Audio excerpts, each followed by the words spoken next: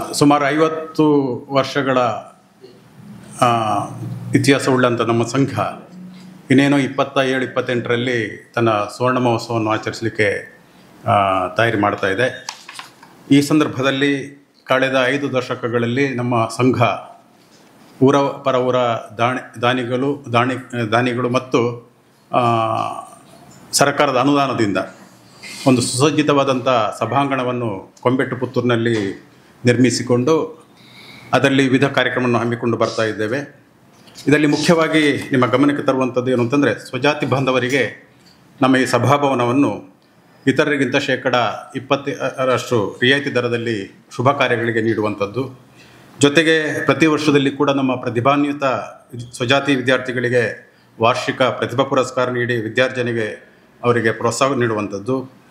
ಜೊತೆಗೆ ಕ್ರೀಡಾ ಪ್ರತಿಭೆಗಳನ್ನು ಉತ್ತೇಜಿಸುವ ದೃಷ್ಟಿಯಲ್ಲಿ ವಾರ್ಷಿಕ ಕ್ರೀಡಾಕೂಟವನ್ನು ಕೂಡ ಹಮ್ಮಿಕೊಂಡು ಬರ್ತಾ ಇದ್ದೇವೆ.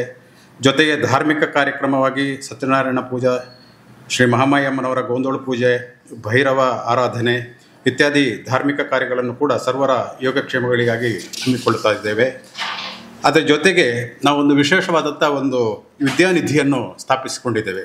ಇದರಲ್ಲಿ ಮುಖ್ಯವಾಗಿ ವಿದ್ಯಾರ್ಥಿಗಳಿಗೆ ವಿದ್ಯಾರ್ಥಿ ವೇತನ ಕೊಡಬೇಕು ಎನ್ನುವ ಒಂದು ಹಂಬಲದಿಂದ ಸುಮಾರು 10 ವರ್ಷಗಳ ಹಿಂದೆ ಈ ಒಂದು ಶಾಶ್ವತ ವಿದ್ಯಾನಿಧಿ ಸ್ಥಾಪಿಸಲಾಗಿ ಸುಮಾರು ಅದರ ಮೊತ್ತ ಇವತ್ತು ನಮ್ಮ ದಾನಿಗಳ ಮುಖಾಂತರ ಸಂಗ್ರಹವಾದದ್ದು ಸುಮಾರು 7-8 ಲಕ್ಷ ಆಗ್ತಾ ಇದೆ. ಅದಕ್ಕೆ ಒಂದು ಮೊತ್ತದ ನಿಗದಿಯಾದ ನಂತರ ಅದನ್ನು ವಿದ್ಯಾರ್ಥಿ ವೇತನ ಕೊಡೋದಕ್ಕೆ ಕೂಡ ನಾವು ಯೋಚನೆ ಮಾಡ್ಕೊಂಡಿದ್ದೇವೆ.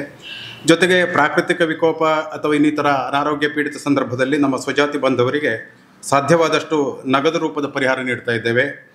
ಅದರ ಜೊತೆಗೆ ನಾವು ಕಳೆದ ಕೆಲವು ವರ್ಷಗಳ ಹಿಂದೆ, ಈಗ ಒಂದು 2-3 ವರ್ಷಗಳ ನಂತರದಲ್ಲಿ ಇಲ್ಲ, ಅದಕ್ಕಿಂತ ಮೊದಲು ನಾವು ಉಚಿತವಾಗಿ ಸಾಮೂಹಿಕ ವಿವಾಹ ಕಾರ್ಯಕ್ರಮವನ್ನು ಹಮ್ಮಿಕೊಂಡು ಸರಳ ವಿವಾಹಕ್ಕೆ ಉತ್ತೇಜನ ಕೊಡುವ ನಿಟ್ಟಿನಲ್ಲಿ ಇಟ್ಕೊಂಡಿದ್ದೆವು. ಇತರೆ ದಿನಗಳಲ್ಲಿ ಅದಕ್ಕೆ ಸ್ವಲ್ಪ ಬೇಡಿಕೆ ಕಡಿಮೆ ಇರೋ ಕಾರಣ ಅದನ್ನು ಸ್ಥಗಿತ ಮಾಡಿದ್ದೇವೆ. ಅದರ ಜೊತೆಗೆ ಈ ವರ್ಷದಲ್ಲಿ ನಾವು ವಿಶೇಷವಾದಂಥ ಒಂದು ಚೊಚ್ಚಲ ವಧುವರ ಅನ್ವೇಷಣಾ ಕಾರ್ಯಕ್ರಮವನ್ನು ನಮ್ಮ ಪುತ್ತೂರು ಮರಾಠಿ ಸೇವೆ ಸಂಘ ಕೊಂಬೆಟ್ಟು ಪುತ್ತೂರಿನಲ್ಲಿ 13/7/25ರಂದು ಹಮ್ಮಿಕೊಂಡಿದ್ದೇವೆ.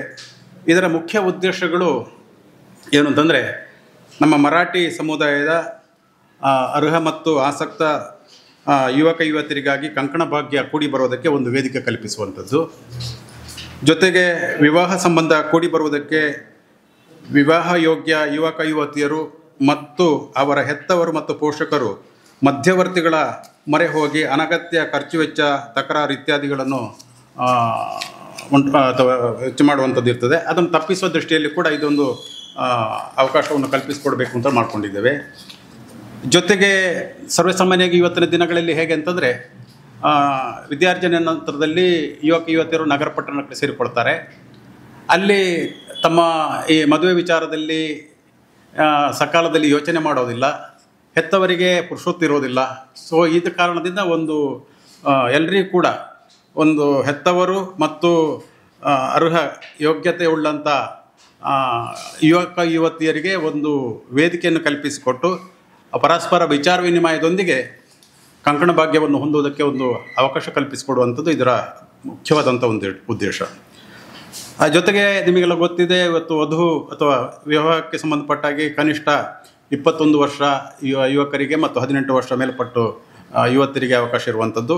ಸೊ ಇದನ್ನು ನಾವು ಬಹಳ ಕಟ್ಟುನಿಟ್ಟಿನಲ್ಲಿ ನಾವು ಈ ನಮ್ಮ ಕಾರ್ಯಕ್ರಮದ ಸಂದರ್ಭದಲ್ಲಿ ಅದಕ್ಕೆ ಬೇಕಾದಂಥ ಮಾಹಿತಿಯನ್ನು ಕೊಟ್ಟಿದ್ದೇವೆ. ಆ ನೆಲೆಯಲ್ಲಿ ನಾವು ಅದಕ್ಕೆ ಮಹತ್ವ ಕೊಡ್ತೇವೆ.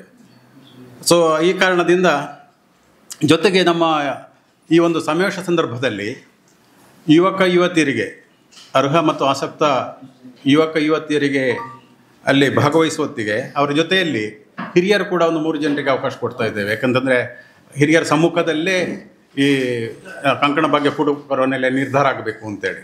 ಸೊ ಆ ಕಾರಣದಿಂದ ಅವರಿಗೆ ಕೂಡ ಒಂದು ಅವಕಾಶವನ್ನು ಕಲ್ಪಿಸಿಕೊಟ್ಟಿದ್ದೇವೆ.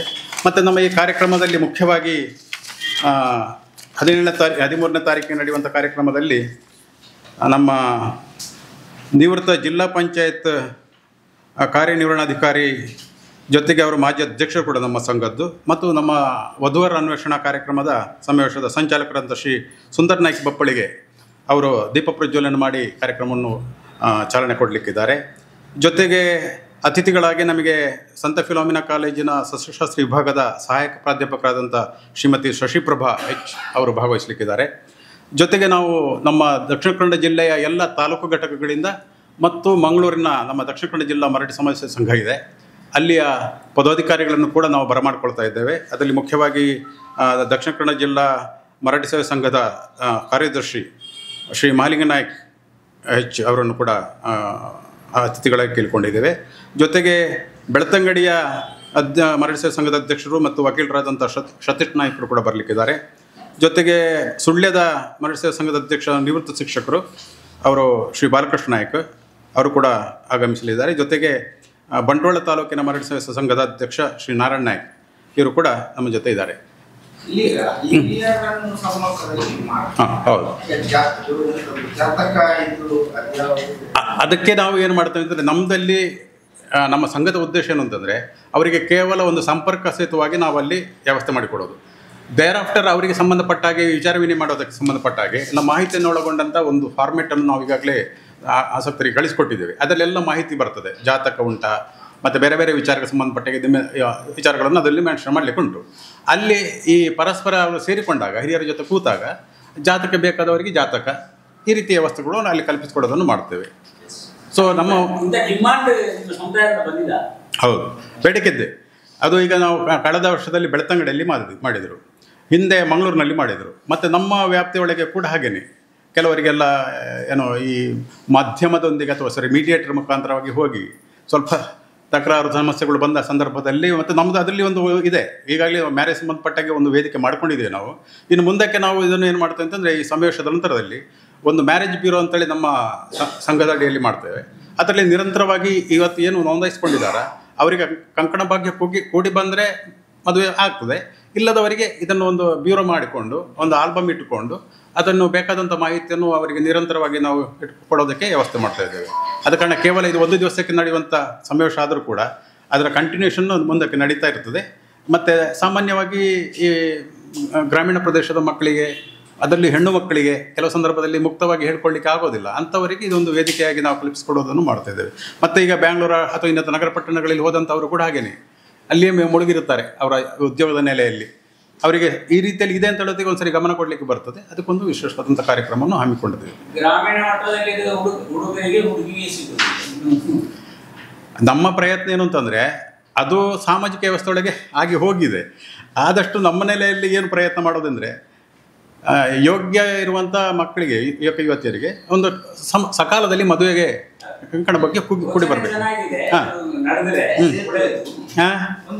ಸೇತುವೆ ಈ ರೀತಿಯಲ್ಲಿ ಸೊ ಸ್ವಲ್ಪ ವಿಸ್ತೃತವಾದಂಥ ಪ್ರಚಾರವನ್ನು ನಿಮ್ಮ ಕಡೆಯಿಂದ ನಾವು ಯಾಚಿಸಿಕೊಂಡು ಎಷ್ಟು ವಿಚಾರ ಉಂಟು, ಬೇರೆ ಏನಾದರೂ ವಿಚಾರಗಳು ಉಂಟಾ ಕೇಳಲಿಕ್ಕೆ? ಆಗ್ತಾ ಉಂಟು ನಮಗೆ. ಮತ್ತು ಇದು ಇನ್ನೊಂದು ಬಹಳ ಮುಖ್ಯವಾದದ್ದು ಏನು ಅಂದರೆ ಇದಕ್ಕೆ ಒಂದು ತಾಲೂಕು ವ್ಯಾಪ್ತಿ ಏನಿಲ್ಲ, ಇದಕ್ಕೆ ಪ್ರಾದೇಶಿಕ ವ್ಯಾಪ್ತಿ ಏನಿಲ್ಲ. ನಾವು ಹೌದು ಎನಿವೇರ್ ಯಾವುದು ಎನಿವೇರ್ಸ್ ನಡೀತದೆ. ಹೌದು, ಕೇರಳ ಎಲ್ಲವೂ ನಡೀತದೆ. ಈಗ ಕೇಳ್ತಾ ಇದ್ದಾರೆ, ನಮಗೆ ಎಲ್ಲ ಕಡೆಯಿಂದ ಕೇಳ್ತಾ ಇದ್ದಾರೆ ಫೋನಾಗೆ ಎಲ್ಲ. ಮತ್ತು ಮೇಲ್ ಮಾಡೋ ಮುಖಾಂತರನೂ ಕೂಡ ನಾವು ರಿಜಿಸ್ಟ್ರೇಷನ್ ತಗೊಳ್ತಾ ಇದ್ದೇವೆ. ಅದಕ್ಕೆ ಬೇಕಾದಂಥ ಎಲ್ಲ ಮಾಹಿತಿಯನ್ನು ಕೊಟ್ಟಿದ್ದೇವೆ. ಮತ್ತು ಇಲ್ಲಿ ನಿಯರ್ ಬೈ ಇದ್ದವರು ಇಲ್ಲಿ ಖುದ್ದು ಬಂದು ಅಪ್ಲಿಕೇಶನ್ ಕೊಡೋದಕ್ಕೂ ಕೂಡ ಅವಕಾಶ ಇದೆ. 5ನೇ ತಾರೀಕು ಲಾಸ್ಟ್ ಡೇಟ್ ಇಟ್ಕೊಂಡಿದ್ದೇವೆ, 5/7. ಯಾಕಂದರೆ ಒಂದು ವಾರಕ್ಕೆ ನಮಗೆ ಇದಕ್ಕೆ ಬೇಕಾದಂಥ ಆಲ್ಬಮ್ ರೆಡಿ ಮಾಡಬೇಕಾಗ್ತದೆ. ಆ ಫಾರ್ಮೇಟಲ್ಲಿ ಒಂದಿಷ್ಟು ಡೀಟೇಲ್ಸನ್ನು ಕೂಡ ಕಲೆಕ್ಟ್ ಮಾಡ್ತೇವೆ. ಅದರಲ್ಲಿ ಮುಖ್ಯವಾಗಿ ಆ ಆಲ್ಬಮ್ ಮುಖಾಂತರವಾಗಿ ನಾವು ಮ್ಯಾರೇಜ್ ದಿವಸಕ್ಕೆ ಅವರನ್ನು ಪರಸ್ಪರ ಮುಖಾಮುಖಿಯಾಗಿ ಮಾಡುವಂಥ ಒಂದು ವ್ಯವಸ್ಥೆಯನ್ನು ಇಟ್ಕೊಂಡಿದ್ದೇವೆ. ಭೌಗೋಳಿಕ ಮಿತಿ ಇಲ್ಲ. ಮರಾಠಿ ಸಮಾಜ ಸೇವಾ ಸಮುದಾಯ ಕಾಸರಗೋಡು ಗಡಿ ಮತ್ತು ಸೌತ್ ಕೆಂಡ ಉಡುಪಿ ಸಾಮಾನ್ಯ ಒಂದೇ ಕಲ್ಚರ್ ಇರುವಂತಹ ನೀವು ಔಟ್ ಆಫ್ ಡಿಸ್ಟ್ರಿಕ್ಟ್ ಹೋದ್ರೆ ಅಲ್ಲಿ ಎಸ್ಟಿ ಕ್ಯಾಟಗರಿ ನಾವು ಎಷ್ಟಿಂತ ಮಾಡೋದಿಲ್ಲ, ನಾವು ಎಷ್ಟಿಂತ ತಗೊಳ್ಳೋದಿಲ್ಲ. ಮರಾಠಿಗರು ಅಂತೇಳಿ ಅಷ್ಟೇ. ಮರಾಠಿಗರು ಅಂದರೆ ನಮ್ಮ ಈ ಕಡೆ ಇರುವಂಥ ಸರ್ಟಿಫಿಕೇಟ್ ಸಂಬಂಧಪಟ್ಟ ಹಾಗೆ ಎಲ್ಲಿ ಕೂಡ ನಿಮಗೆ ಮರಾಠಿಗರು ಅಂತೇಳೋ ನೆಲೆಯಲ್ಲಿ ಸರ್ಟಿಫಿಕೇಟ್ ಇಷ್ಟ ಆಗುವಂಥದ್ದು ಅದು ಶೆಡ್ಯೂಲ್ ಟ್ರೈಬಲ್ಲಿ ಬರುವಂಥದ್ದು ನಿಮಗೆ 10 ಹಲವು ಜಾತಿಗಳಿವೆ, ಅದು ನಮಗೆ ಇದಾಗೋದಿಲ್ಲ. ಸೊ ಈ ಮರಾಠಿ ಸಮಾಜ ಅಂತ ಹೇಳಿದ್ರೆ ಈಗ ಎಲ್ಲಿಲ್ಲ, ನಮ್ಮ ಕರಾವಳಿಯಲ್ಲಿ ಮುಖ್ಯವಾಗಿ, ಯಾಕಂದರೆ ಮಹಾರಾಷ್ಟ್ರದಿಂದ ಬಂದಂಥ ನೆಲೆಯಲ್ಲಿ ಇಲ್ಲಿ ನೆಲೆ ಊರಿದ್ದಂಥ ಒಂದು ಹಿರಿಯರ ನಮ್ಮ ಅನುಭವದ ನೆಲೆಯಲ್ಲಿ ಎಲ್ಲ ಮಾಹಿತಿ ಇದೆ. ಸೊ ಈ ಸಂಬಂಧಪಟ್ಟಾಗ ನಾವು ಕಳೆದಲ್ಲಿ ಮೂಡಬಿದಿರೆಯಿಂದ ಒಂದು ಸಮಾವೇಶ ಕೂಡ ಮಾಡಿದ್ದೇವೆ. ಸೊ ಅಲ್ಲಿ ಕೂಡ ಈ ಎಲ್ಲ ವಿಚಾರಗಳನ್ನು ಚರ್ಚಿತ ಆಗಿದೆ. ಈಗ ಮುಖ್ಯವಾಗಿ ದಕ್ಷಿಣ ಕನ್ನಡದಲ್ಲಿ ಪುತ್ತೂರು, ಬೆಳ್ತಂಗಡಿ, ನಮ್ಮ ಬಂಟ್ವಾಳ ಮತ್ತು ಸ್ವಲ್ಪ ಈ ಕಡೆ ಪೆರ್ಲ ಕಡೆ ಇದ್ದಾರೆ. ಮತ್ತು ಸುಳ್ಯ. ಹೌದು, ತುಂಬ ಇದ್ದಾರೆ. ಹೌದು ಹೌದು. ಈಗ ನಮ್ಮ ಪುತ್ತೂರು ತಾಲೂಕಿನಲ್ಲಿ ಜನಸಂಖ್ಯೆಯನ್ನು ನೀವು ಹೇಳಿ. ಹೌದು, ಅಲ್ಲಿ ನಮ್ಮ ಪುತ್ತೂರು ಸಂಘದ ಹಾಗೆ ದೊಡ್ಡ ಹಾಲ್ ಎಲ್ಲ ಇದೆ, ಮ್ಯಾರೇಜ್ ಹಾಲ್ಗಳೆಲ್ಲ ಇದೆ, ಕಾರ್ಕಳ ಎಲ್ಲ ಇದೆ, ಎಲ್ಲ ಕಡೆ ಇದೆ. ಹೌದು, ಮರಾಠಿ. ಸೊ ಈ ರೀತಿಯಲ್ಲಿ ಮತ್ತು ಅದು ಸ್ವಲ್ಪ ವಿಚಾರಗಳೆಲ್ಲ ಉಂಟೆ. ಹೌದು, ಮರಾಠಿ ಅಂತ ಹೇಳೋ ನೆಲೆಯಲ್ಲಿ ನಮ್ಮದು ಸರ್ಟಿಫಿಕೇಟ್ ಇಶ್ಯೂ ಮಾಡಬೇಕಾದ್ರೆ ಅದು ಮರಾಠಿ ಅಂತ ಹೇಳಿರುವಂಥದ್ದು. ಸೊ ಆ ನೆಲೆಯಲ್ಲಿ ನಾವು ಅದನ್ನು ಬೇರೆ ರೀತಿ ಕ್ಲೈಮ್ ಮಾಡಲಿಕ್ಕೆ ಆಗೋದಿಲ್ಲ. ಹೇಳಿದ್ದೆ ಇದೆಷ್ಟು ವಿಚಾರಗಳು ಇವೆ. ಮಡಿಕೇರಿಯಲ್ಲಿ ಇದೆ, ಕೊಡಗು, ಅಲ್ಲಿ ಮರಾಠ ಅಂತೇಳಿ ಸರ್ಟಿಫಿಕೇಟ್ ಇಶ್ಯೂ ಆಗ್ತದೆ. ಹಾಂ, ಅದು ಬಹುಶಃ ಈ ನಮ್ಮ ಕನ್ನಡದಿಂದ ಅಲ್ಲ, ಇಂಗ್ಲೀಷಲ್ಲಿ ಇತ್ತು ನೋಡಿ ನಮ್ಮದು ಅಫಿಷಿಯಲ್ ಲ್ಯಾಂಗ್ವೇಜ್. ಯಾವಾಗ ಬಿಫೋರ್ 75 ಕರ್ನಾಟಕ ಆಗುವ ಮೊದಲು ಇಂಗ್ಲೀಷ್ಗೆ ಬಂದಾಗ ಅದನ್ನು ಬಹುಶಃ ಅವರು MERITI ಅಂತ ಹೇಳೋದು, ಕನ್ನಡಕ್ಕೆ ಅದನ್ನು ಮರಾಠಿ ಅಂತ ಮಾಡಿದರು. ಹಾಗೆ ಏನಿದ್ರು ಕೂಡ ನಮಗೆ ನಮ್ಮ ವ್ಯವಸ್ಥೆ ಒಳಗೆ ಒಂದಿಷ್ಟು ಇಂಥ ಕಾರ್ಯಕ್ರಮ ನಡೀಬೇಕು ಅಂತ ಹೇಳೋ ಒಂದು ಇರಾದೆಯಿಂದಲೇ ಎಲ್ಲ ಸಂಘಗಳು ಹುಟ್ಟಿಕೊಂಡು ಇವತ್ತು ಮಾಡ್ತಾ ಇದ್ದಾರೆ. ನಮ್ಮದು ಕೂಡ ಪುತ್ತೂರಲ್ಲಿ ನಡೆಯುವಂಥ ಪುತ್ತೂರು ಸಂಘಕ್ಕೆ ವಿಶೇಷವಾದಂಥದ್ದು ಮಾನ್ಯತೆ ಇದೆ ರಾಜ್ಯದಲ್ಲಿ. ಯಾಕಂತಂದರೆ ಪ್ರಥಮದಲ್ಲಿ ಒಂದು ವ್ಯವಸ್ಥಿತವಾದಂಥ ಸಂಘ ರಚನೆ ಆಗಿದ್ದು ಪುತ್ತೂರು ತಾಲೂಕಿನಲ್ಲಿ. ಅದರಾಫ್ಟರ್ ಎಲ್ಲ ಕಡೆ ಆಗಿದೆ. ಇನ್ನೊಂದು ರಾಜ್ಯ ಮಟ್ಟದಲ್ಲಿ ಒಂದು ಒಕ್ಕೂಟ ಮಾಡುವ ವಿಚಾರ ಕೂಡ ಪ್ರಾಸೆಸ್ಸಲ್ಲಿ ಉಂಟು. ಸೊ ಇಷ್ಟು ಅದೇ 2028 ಹೊತ್ತಿಗೆ ಸುವರ್ಣ ಮಹೋತ್ಸವವನ್ನು ಆಚರಿಸುವಂಥ ಒಂದು ದೂರದ ಕಾರ್ಯಯೋಜನೆ ಎಲ್ಲ ಯೋಚನೆ ಉಂಟು. ಇವಿಷ್ಟು ವಿಚಾರಗಳು 27, 28 ಅಥವಾ 28, 29 ಇನ್ನು 3 ವರ್ಷದಲ್ಲಿ. ಹೌದು, 50. ಹೌದು. Okay, thank you. Wow wow wow, ಎಂಥ ವೆರೈಟಿ, ಎಷ್ಟು ಬ್ಯೂಟಿಫುಲ್ ಆಗಿದೆ ಡಿಸೈನ್ಸ್. ಸದಾ ಸಂತೋಷಕ್ಕಾಗಿ ಬನ್ನಿ ಉಳಿಯಕ್ಕೆ.